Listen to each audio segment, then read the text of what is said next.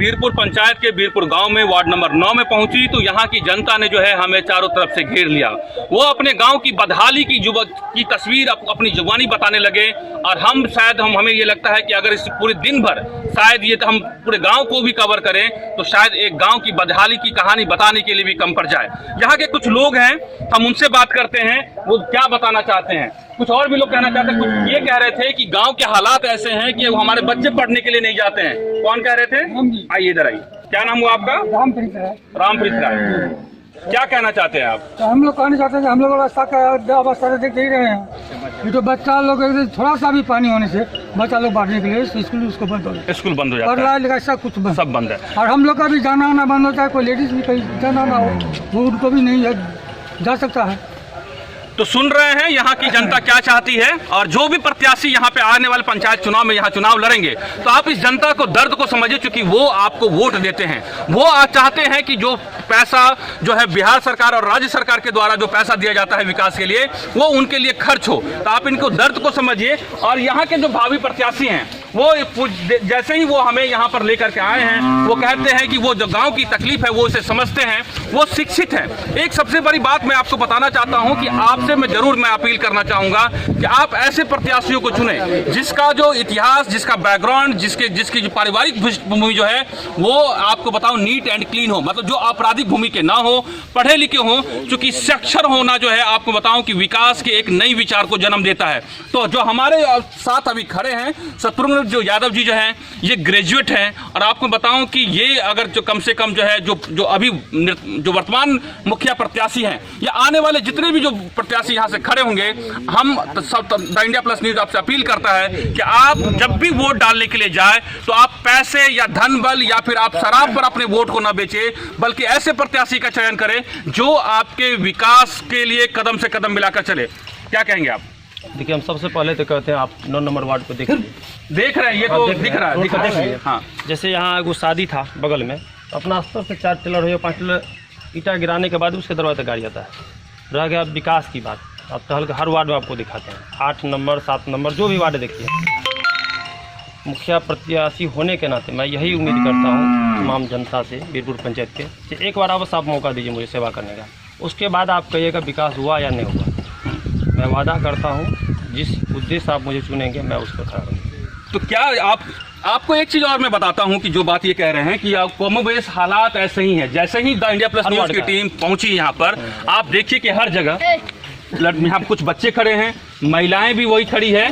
गांव क्या सिर्फ गांव का मतलब ये होता है कि टूटी हुई सड़कें, जहां पर जो है आपको मैं बताऊं कि कुछ आपको और जहां कीचड़ मिट्टी, क्या गांव के हालात ऐसे ही होते हैं। आप ये देखिए, ये गांव की तस्वीर है। आप जो आरोप लगा रहे हैं भावी मुखिया प्रत्याशी हैं, उनका ये कहना है कि ये जो ईंट गिराई गई है ये निजी पैसे से गिराई गई, जबकि ये विकास जो है वो जनता के पैसे या फिर मुखिया को यहाँ का करना चाहिए था। आप ये देख सकते हैं, ये जो है इस पूरे गांव के हालात लगभग कमोबेश पूरे इस पंचायत के हालात ऐसे ही हैं। पंचायत संख्या 2 है और ये बीरपुर गांव है। यहाँ पर के जो भावी मुखिया प्रत्याशी हैं शत्रुघ्न यादव जी, ये पिछली बार भी किस्मत आजमा चुके हैं, लेकिन पिछली बार वो पूरी तैयारी के साथ नहीं थे। इस बार वो पूरी तैयारी के साथ है और ये कह रहे हैं कि दावा कर रहे हैं कि इस बार जनता उनके साथ है और वो जरूर इस बार जीत दर्ज करेंगे।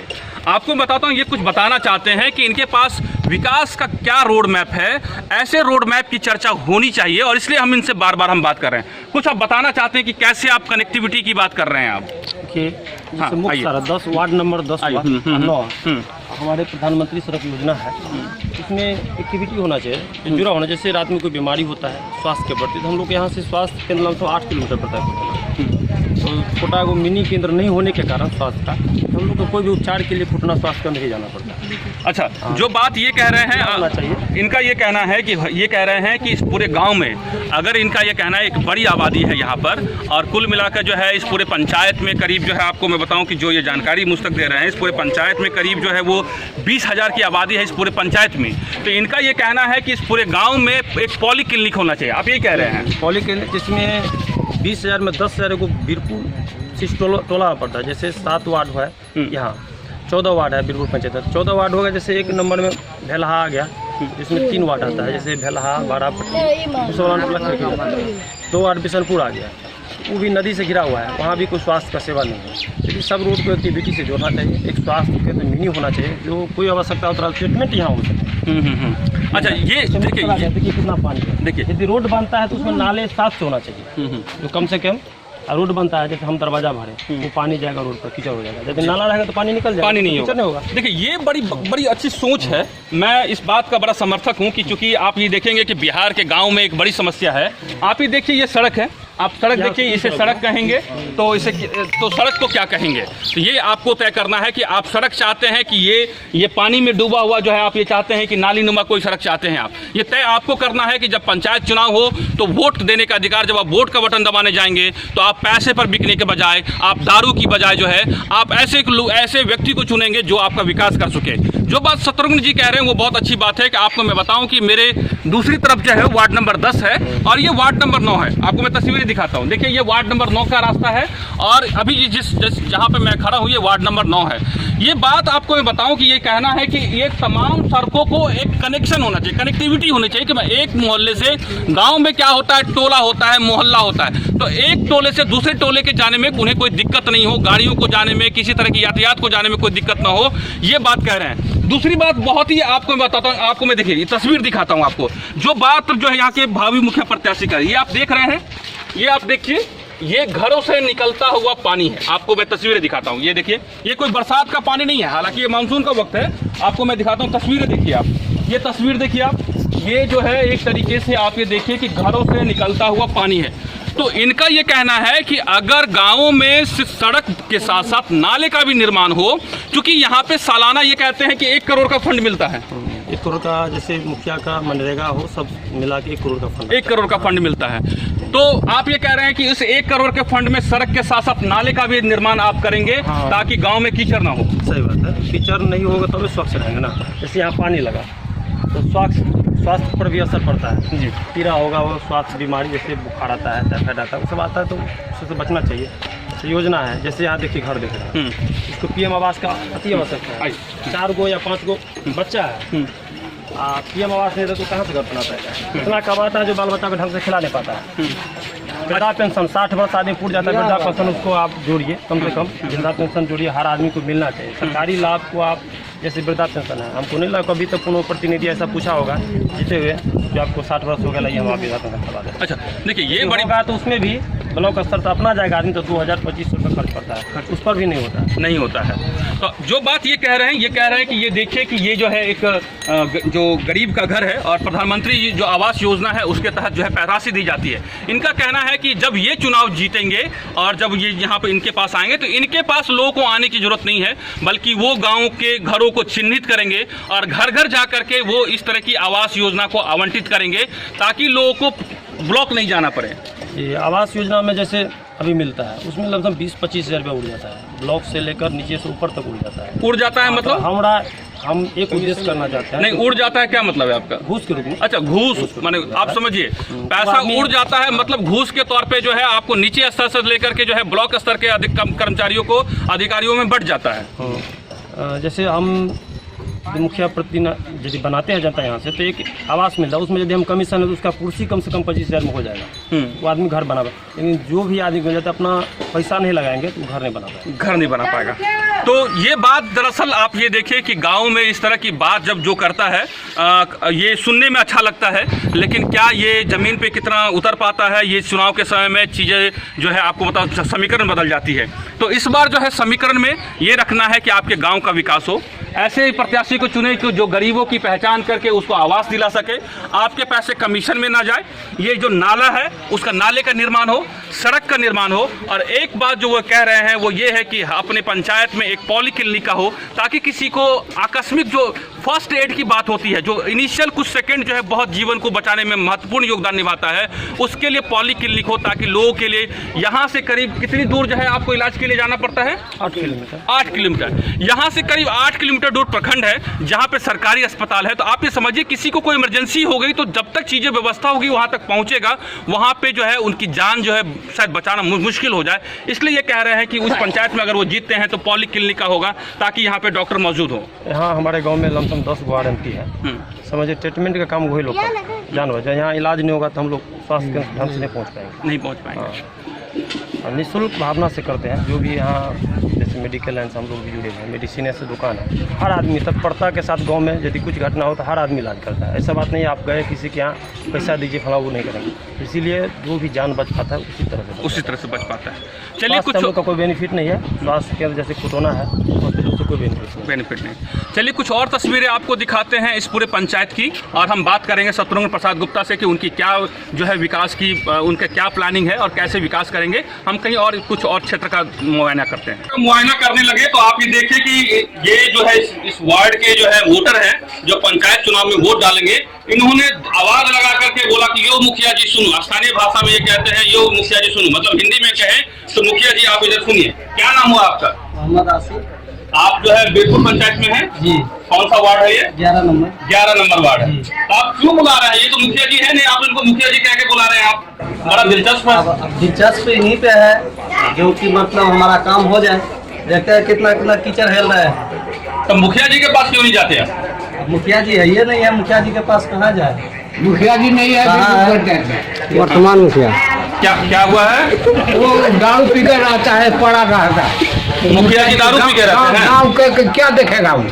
अच्छा, मुखिया है, मुखिया जो अपना वोट दिया अपना कमाता है अपना। क्या नाम है बाबा? हमारा नाम है राम। कितना उम्र है आपकी? उम्र तो हो गया 75 का। 75 साल। आप ये समझिए कि 75 साल के एक बाबा, अगर वो उन्होंने आज तक आज़ादी के बाद जो है अगर इस पूरे गांव में विकास क्या कहते हैं, उन्होंने कोई जो गांधी जी ने जब इस देश को आज़ादी मिली तो उन्होंने इस ग्राम स्वराज की बात की थी, और ग्राम में क्या स्वराज आया है वो आप ये समझिए कि ये बाबा जो बात कह रहे हैं वो किस तरह की बातें कर रहे हैं। ये बातें जो है हमारे लोकतंत्र के लिए और हमारे इस गांव जो पंचायती स्तर की जो विकास है उसके लिए जो है उसके एक बड़ा सवाल है। और ये जितने भी जो पंचायत चुनाव लड़ रहे हैं प्रत्याशी, उनको ये सोचना चाहिए कि जनता उनसे क्या उम्मीद करती है। तो आप ये बताइए, आप तो मुखिया है नहीं, लोग आपको मुखिया जी कह के बुलाते हैं इसलिए कि हम जुड़े रहते हैं 5 साल। जो चीज़ आवश्यकता है हम जितना संभव उतना हम प्रयास करते हैं। जैसे कहीं 4 किलो मिट्टी दिलाना पड़ता है, हम प्रयास करते उसको डलवाएं। इसीलिए हमको निश्चितता से कहते हैं। तो लग रहा है इस बार आपकी हवा बन रही है। देखिए जनता फैसला करेगी। पास में रहते हैं जो हम कोऑपरेट करें, मौका देकर तो देखिए काम होता है। एक बार मौका दीजिए। चलिए, जनता को तय करना है। चलते हैं कुछ और जो है आपको इलाके का क्षेत्र का दौरा करते हैं। नंबर 11 आप देख रहे हैं, और आपको मैं दूसरी तस्वीर जो है आप ये देखिए कि मैं आपको दिखाता हूँ। दूसरी तस्वीर जो है ये वार्ड नंबर 8 की है, और आप ये भी देखिए कि ये भी जो है जो तस्वीर है ये वार्ड नंबर 8 की है। अब आप जो है लगाइए कि पिछले 5 साल में एक पंचायत में जो जानकारी मुझे ये दे रहे हैं कि प्रत्येक साल 1 करोड़ रुपया मिलता है, मतलब सालाना 5 करोड़ की राशि हुई, और एक पंचायत में के लिए 5 करोड़ में कायाकल्प किया जा सकता है। ऐसा जैसे बोलते हैं कि विकास की गंगा बह जाए। तो आप ये अंदाज़ा लगाइए कि वार्ड नंबर 11 और वार्ड नंबर 8 के बीच में आप ये देखिए कि 2m दर्जे का व्यवहार जो है आपको साफ साफ दिखेगा। अच्छा, ये बताइए कि आप बुला रहे थे, क्यों बुला रहे थे? बोलिए। आइए ना सर, आइए ना आप। अच्छा, ये मुझे देखिए, मैं यहाँ पहुँचा हूँ, हमारी टीम पहुँची है, तो लोग जो है बड़ी उम्मीद से हैं जो है बुला रहे हैं। जी बताइए, क्या नाम हुआ आपका? जितेंद्र साहब। हाँ। क्या जाति हुई आपकी? हलवाई हुई। तो ये यहाँ पूरे हलवाई लोग रहते हैं? नहीं सर, हमारा मतलब नॉर्मल फैमिली है, 6-7 बहन है। हाँ। आप थोड़ा सा 10 कदम चल के देखिए कि हम लोगों का क्या व्यवहार है, किस स्थिति में हम लोग रहते हैं। आप चलिए, हम आगू तक नहीं ले जाएंगे क्योंकि हम आपके साथ चलेंगे। कपड़ा खराब होने की बात नहीं है, हम साथ में चलेंगे। अब आप देखिए कि कैसे चल रहे हैं, कैसे चल रहे हैं। आप ये देखिए कि ये जो है, आप ये देखिए कि हमारे दरवाजा पे भी आइए सर। और आप ये देखिए कि ये जो है, आप जो है ये पुल देख लीजिए, इस गांव की है ये जो है, आप देखिए पुल है।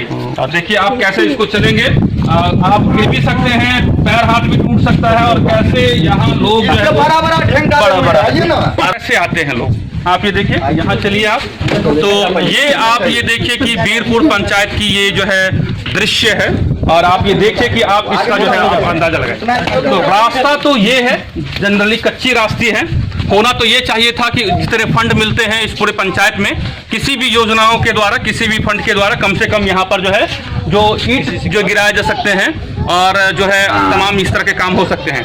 क्या कहेंगे मुखिया जी? ये तो लग रहा है कि यहाँ तो सड़क ही मुझे नहीं दिख रहा, मुझे तो ऐसा लग रहा है कि हर गली गली में नाले बने हुए हैं। 5 साल में हमको लग रहा है 8 number ward, 7 number ward, 2 ward देखे, हमको लग रहा है 5 रुपया का काम रोड के माध्यम से नहीं हुआ। नहीं, हक तो इनका भी बनता है ना। हक बनता है, जैसे वोट अब वहाँ जाएगा कोई बोलने के लिए, सो बोलने का साहस नहीं जनता में, डरती है जनता, डरता है। क्यों डरती है? वोट उसने दिया है कि आप मुखिया से डायरेक्टली बात नहीं कर सकते हैं। वार्ड आदमी से, वार्ड को समझना चाहिए, जो हम वाले जीते हैं वार्ड को आपको वोट दिए हैं। मुखिया कोई बनो से नहीं, लेकिन मेन सुचारू रूप से वार्ड से भी होता है काम। वार्ड को वोट, तो वार्ड को वहाँ रोड तक लाना चाहिए अपने स्तर से, जो हमारे मोहल्ले में रोड। मुखिया को तो नहीं आप बता सकते हैं जो हमको रोड है जरूरत है। कोई आदमी हमको नहीं लग रहा है बिरपुर पंचायत के अंतर्गत डायरेक्टली कहेगा मुखिया में रोड नहीं है, रोड नहीं। तो माने वो मुखिया जी जिससे लोग डरते हैं, आप ये कह रहे हैं? मुखिया जी आपको मिल नहीं पाएगा समय पर, आदमी बात करने के लिए भी नहीं चाहता है समय पर। अब आपको दिखाते हैं कि शहरों में रहने वाले लोग देखें कि गांव में कैसे लोग जीवन यापन करते हैं और क्यों जो पैसे आते हैं वो कहां चले जाते हैं। और राजीव गांधी ने एक बात कही थी कि जो सेंटर से पैसा चलता है, केंद्र से पैसा चलता है, वो गांव तक पहुंचते पहुंचते मात्र 15 पैसे रह जाता है। तो विकास की जो पैसे हैं वो रास्ते में ही जो है कहीं न कहीं गायब हो जाता है। अगर आप चाहते हैं कि आपको इस तरह का इन्फॉर्मेटिव वीडियो मिलता रहे तो आप हमारे चैनल द इंडिया प्लस को सब्सक्राइब करना ना भूलें। साथ में आप बेल आइकन को दबाना भी ना भूलें ताकि आपको नोटिफिकेशन मिलता रहे। आप हमारे इस वीडियो को शेयर भी कर सकते हैं।